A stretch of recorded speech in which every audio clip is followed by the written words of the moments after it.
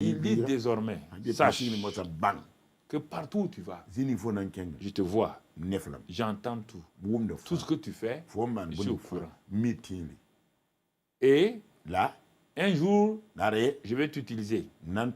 Fais attention que ton passé ne te rattrape pas dans le ministère. Ça m'a brisé. La résurrection m'a donné quoi? Romains 6, verset 3. Romains 6, verset 3. Ignorez-vous que nous tous qui avons été baptisés en Jésus-Christ, c'est en sa mort que nous avons été baptisés. Nous avons donc été ensevelis avec lui par le baptême en sa mort, afin que comme Christ est ressuscité des morts, par la gloire du Père, la gloire du Père c'est le Saint-Esprit, de même nous aussi, nous marchons en nouveauté de vie. Sa résurrection nous donne de marcher en nouveauté de vie. Parce qu'une vie nouvelle vient à nous. Non, je ne sais pas, je ne boirai pas, je vais faire des efforts maintenant, je ne volerai plus. Mon ami, non. Non. J'ai compris ça. Je vous ai expliqué ça plusieurs fois. Il y a des choses que je n'ai pas de père spirituel. Donc il fallait que moi j'expérimente ces choses-là, parfois dans des luttes. Bon, pour que vous ne luttez pas, je vous explique ça, mais vous prenez ça, vous riez, vous dites, ah, le pasteur a fait. Non. Ce que ton père a fait là, c'est pour t'empêcher de le faire que tu n'aies des problèmes. Je vous ai dit, je ne comprenais pas ces choses-là. Et quand j'ai été converti, je suis venu au Burkina, même pas un mois, on m'a nommé chef de mission économique à Marseille, à la foire internationale de Marseille. J'ai amené des opérateurs économiques là-bas. Un jeune, même pas un mois de vie professionnelle. J'amène des hommes d'affaires expérimentés. À cause du fait que j'ai des diplômes et tout. On arrive à Marseille. Bon, c'est eux qui m'ont appris comment on fait les stands, comment on fait, parce qu'ils sont habitués. Et moi, j'ai tout fait pour être gentil avec eux. Quand tu ne connais pas faire le malin, on va te ridiculiser. Sois humble. Tu vas apprendre et puis leur demander, papa, ça c'est quoi? Ils m'ont aidé. Mais maintenant, quand les étudiants ont appris, moi j'ai quitté le 3 août, Ouagadougou, Paris, Toulouse. Et je reviens même en septembre, même pas un mois et demi. La fois de Marseille, c'était un mois et demi. Après ma venue. Et je viens avec de l'argent, beaucoup. Notre bourse était 32 000 francs. CFA, par mois. Maintenant, ma poche droite est remplie d'argent. Gauche est remplie d'argent. On dit Karambili est venu. Et puis les directeurs. Vous connaissez les étudiants là? Ils m'entourent partout. Il était un chrétien, mais un chrétien népios. Je ne sais pas qu'on dépend de l'argent comme ça. On ne doit pas dépendre de l'argent. Non, or, mon comptable m'a bien dit, il dit chef, tu comprends? Cet argent-là, ce sont tes frais de mission. Ta poche droite là, c'est frais de mission. Poche gauche là, c'est frais généraux. Pas confondre les deux. Hein. Tu es économiste. Et maintenant c'est la pratique. Poche droite. Frais de mission. Pour ton hôtel, tes dépenses, ta nourriture. Si tu veux utiliser pour inviter tes amis, il n'y a aucun problème.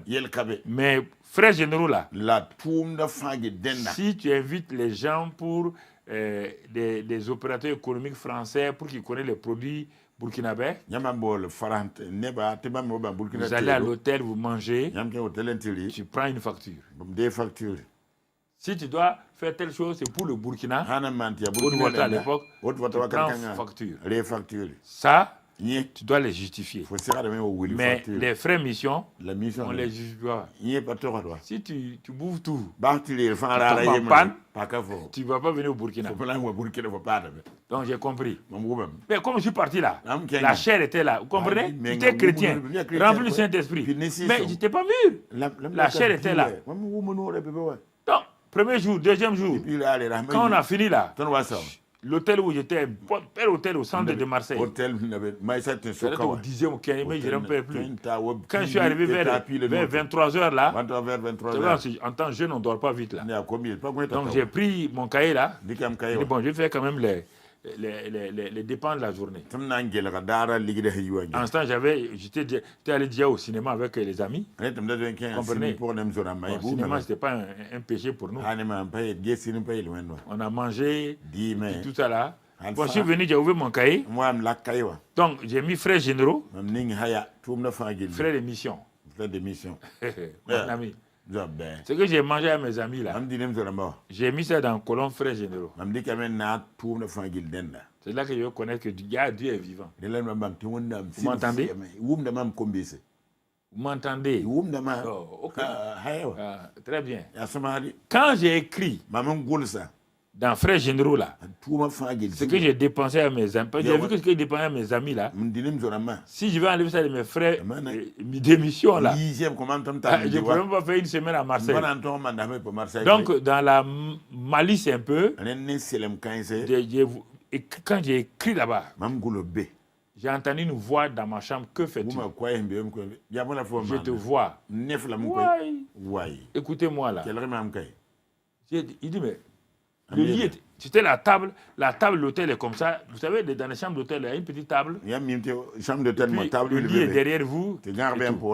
Alors j'ai assis à la table là. Que fais-tu? Je te vois là. J'ai dit, mais qui me parle? Les chambres ne sont pas grandes. Il dit, c'est moi. Toi qui? Il dit, Dieu. Tu es ici aussi. Vous avez entendu? Pour moi là, bien qu'on dise que Dieu est avec moi là, non, il doit être au Burkina. Tu es ici aussi. Là, il m'a donné une leçon. Écoutez-moi, je vais vous donner la leçon. Si vous voulez, vous croyez, vous croyez pas. Il est un jeune étudiant. Il dit désormais, sache que partout où tu vas, je te vois, j'entends tout. Tout ce que tu fais, je suis au courant. Et là, un jour, je vais t'utiliser. Fais attention que ton passé ne te rattrape pas dans le ministère. Ça m'a brisé. Mais j'étais effondré. Mais Dieu me connaissait. Moi, dans cette ville de Marseille, millions d'habitants, un étranger qui vient de Haute-Volta, Dieu me connaît. Et il me connaît personnellement. Il dit oui. Il dit qu'à ce jour-là, quand je vais mettre la main même dans l'argent de Dieu, là, même les 10 mes offrandes, là, quand les gens me donnent là, bon, je vais faire comme ça, enlève la dîme et dîme. Enlève les offrandes posées. Ma femme est là, elle peut vous faire. Enlève. J'ai un besoin, quelqu'un me donne l'argent. Dieu, je vais dire à Dieu, je vais me justifier. Tu comprends? Bon, ça, c'est. Moi, mais justement, c'est parce que tu as été fidèle la fois dernière que quelqu'un t'a donné cet argent. Si tu es fidèle aujourd'hui encore avec moi, mais si tu veux dire que toi, tu as des problèmes aujourd'hui, tu ne donnes pas la dîme des offrandes. Je ferme les écrits des cieux. Demain, tu n'auras rien. C'est pourquoi chaque semaine, vous me voyez venir avec mes enveloppes de dîmes et offrandes. Chaque semaine, quelqu'un m'envoie de l'argent, me donne de l'argent. Ça, je lui dis, si vous voulez, demandez à mon secrétariat. L'argent vient comme ça. Demandez-leur. Allez-y, les demander. Si vous dites c'est faux, allez-y, les demander. Donnez ça à papa, donnez ça au pasteur. Dis que je ne connais même pas. Voici mon secret. C'est pourquoi je peux aider beaucoup de gens. Je vais avoir l'argent où? Donc j'ai volé l'argent de l'église. Ça ne va pas chez toi. Moi, j'ai volé l'argent de l'église, aller en enfer. Pour te faire plaisir. Tu fous, toi. 48 ans dans le ministère pour aller en enfer. Je n'avais qu'à commencer à danser, puis comme ça, là, je vais manger, puis aller en enfer au moins. C'est ça le problème. Vous comprenez? Et vous, si vous ne voulez pas croire à ça, ça va vous surprendre un jour. On ne peut plus se préparer. On est prêt tous les jours.